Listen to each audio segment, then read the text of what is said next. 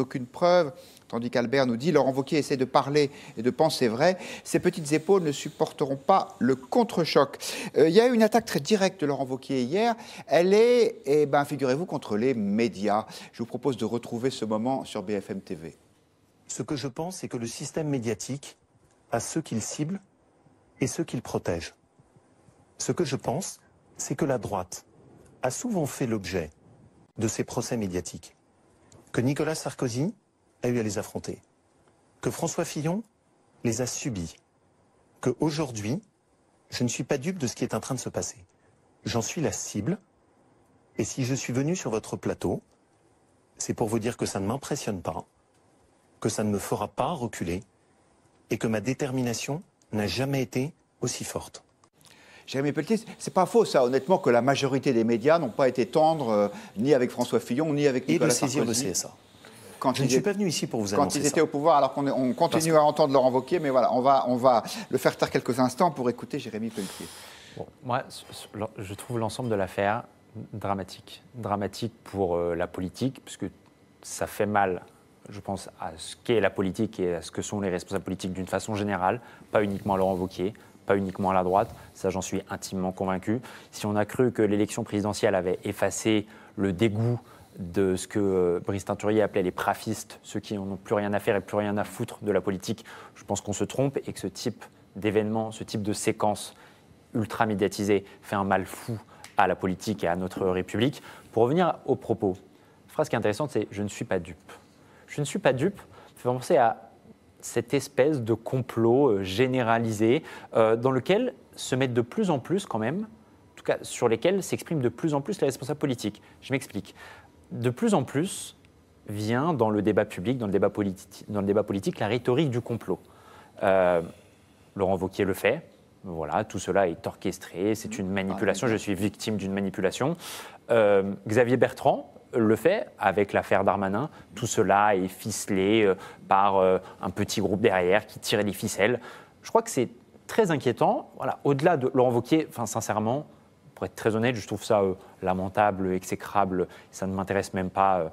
Mais je trouve que la rhétorique utilisée, la rhétorique complotiste, est très très inquiétante parce que tout cela ne fait que renforcer les Français qui ont une piètre image de la politique et qui sont aussi dans cette rhétorique-là du complotisme et du conspirationnisme. Deuxième chose, la critique sur les médias. Sauf que ce que donne à voir la séquence et justement sa prestation sur BFM TV, etc., donne l'image aux Français que la politique n'est que communication. Et quand les Français ont l'impression que la politique n'est que communication, ils ont surtout l'impression que la politique n'est que manipulation parce qu'ils associent communication et manipulation. Et je trouve que vraiment la séquence, elle est plus importante qu'on ne le croit sur l'effet néfaste que ça crée sur l'ensemble de notre démocratie, je crois. Merci beaucoup. Il nous reste quelques minutes pour traiter d'un dernier sujet. Mon avis n'a aucune importance. Non, votre avis n'a aucune importance, Thierry Renaud. Mais non, mais c'est parce que malheureusement, on va vous le demander sur un autre simplement, sujet. Je voudrais dire que moi, je fais cours à Sciences Po tous les vendredis à 8h et je ne parle pas comme ça. Et effectivement, je trouve ça incroyable qu'un normalien, je suis normalien bien avant M. Wauquiez, parle comme ça. Et il a de la culture, et son boulot, surtout en étant professeur à l'école Subdeco de Lyon, c'est d'élever le débat et c'est donner une aspiration beaucoup plus haute. Voilà peut-être pourquoi, cher Renaud, je ne voulais pas vous laisser parler, parce que comme vous étiez tous les quatre d'accord pour accabler Laurent Wauquiez, je voulais... voilà. Mais néanmoins, vous avez pu vous exprimer, ce qui est une excellente chose. Et on s'en réjouit. Peut-être aurez-vous encore le temps de vous exprimer sur le dernier sujet que nous voulons traiter ce soir. Figurez-vous que les communes vont avoir la possibilité de surtaxer, si elles le souhaitent, les résidences secondaires. En gros, vous avez la taxe d'habitation que tout le monde paye et on pourra avoir une surtaxe d'habitation en majorant jusqu'à 60% le montant de cet impôt. Les résidences secondaires, les voilà une carte de France pour savoir si vous avez un risque d'être concerné. Évidemment, c'est largement sur les côtes, mais pas seulement dans les Alpes aussi, pour les amateurs de montagne. Philippe Meyer, taxer les résidences secondaires, c'est une fois de plus s'en prendre aux bourgeois ou c'est une mesure de justice sociale selon vous ? C'est une mesure qui traduit une imagination formidable. Je veux dire, inventer un impôt, c'est un truc auquel personne n'aurait pensé. Et là, je dois dire qu'il y a quelque chose qui me paraît mériter une admiration soutenue. Ensuite, que les communes puissent surtaxer les résidences secondaires, c'est déjà le cas. Par exemple, les gens qui habitent en province et qui ont acheté, je connais plusieurs cas, tout le monde en connaît, enfin en tout cas dans nos milieux, qui ont acheté pour leurs enfants un appartement à Paris et dont ils profitent eux-mêmes d'ailleurs quand ils peuvent venir, cela paye un impôt à Paris, un impôt foncier qui est une taxe d'habitation qui est plus élevée que s'il s'agissait de résidents. Donc c'est une invention qui invente quelque chose qui existe depuis la nuit des temps, qui s'appelle un impôt, et qui invente quelque chose qui existe déjà, qui s'appelle la possibilité pour les communes de surtaxer leurs habitants.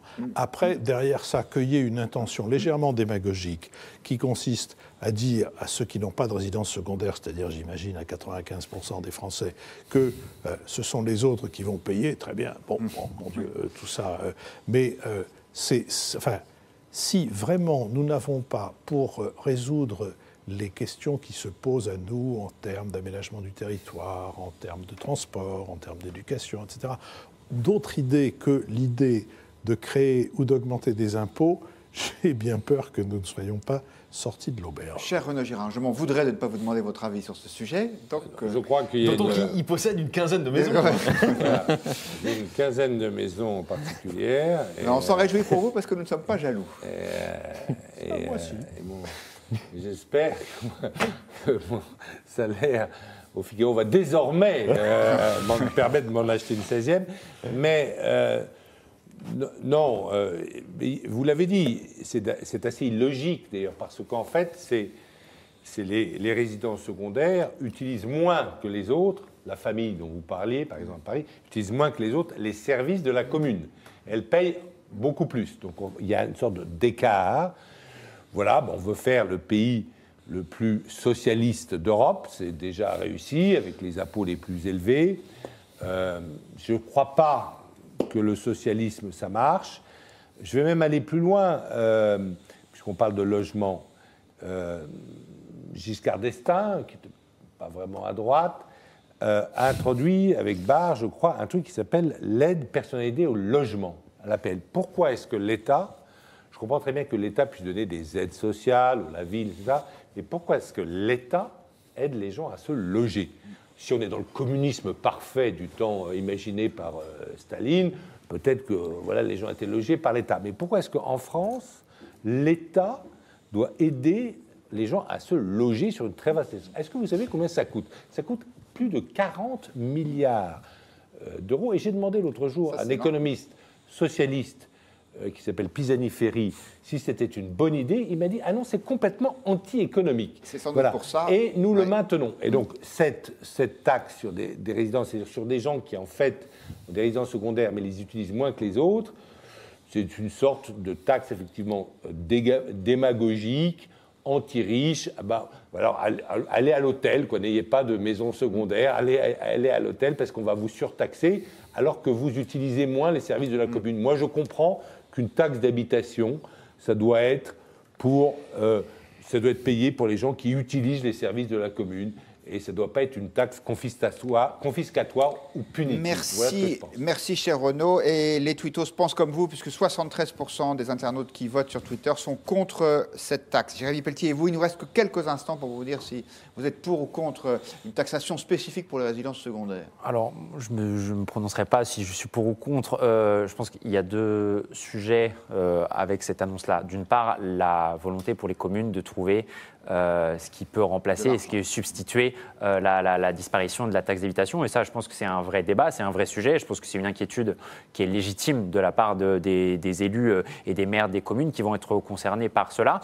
Et deuxièmement, sans doute qu'il y a une partie symbolique. La Fondation Jaurès, on vient de sortir une étude, je ferai très court, sur la sécession des riches, sur effectivement cette absence de solidarité d'une grosse partie aujourd'hui de la population en France avec le reste. Ils vivent entre eux, ce que vous expliquez. En autarcie, leurs propres écoles, leurs propres quartiers. Absolument, attendez, je termine. Ce qui nous intéresse sont les vrais riches. C'est-à-dire les gens qui vivent des intérêts de leur capital. Non, mais je parle du symbole.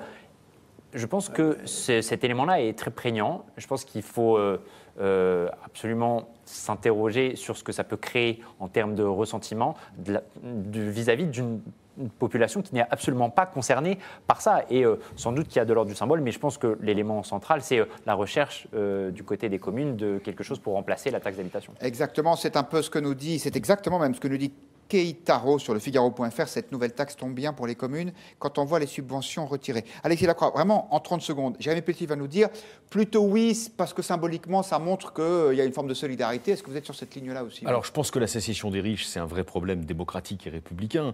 Il y a une sorte de lézardement progressif de la République, dont les responsables publics d'ailleurs ne sont pas responsables. L'étude de la Fondation dont Jérémy vient de parler est éloquente sur ce point. La Fondation Jean Jaurès. Oui, c'est plutôt des évolutions liées au néolibéralisme et les responsables publics sont un peu débordés par cela. Néanmoins, à titre personnel, point d'accord avec mon ami Renaud Girard, avec qui on se querelle parfois, je suis entièrement d'accord avec lui. Je pense que malheureusement, cette taxe sur les résidences secondaires participe quand même plutôt de cette espèce d'ersatz d'égalité que, disons, un gouvernement décidé à mener des réformes néolibérales jette en pâture au peuple comme une sorte de gage donné à son désir d'égalité. Ça ne me paraît pas de très bonne loi. Eh bien, ce sera le mot de la fin. Merci beaucoup à tous les quatre. Merci à vous de nous avoir suivis.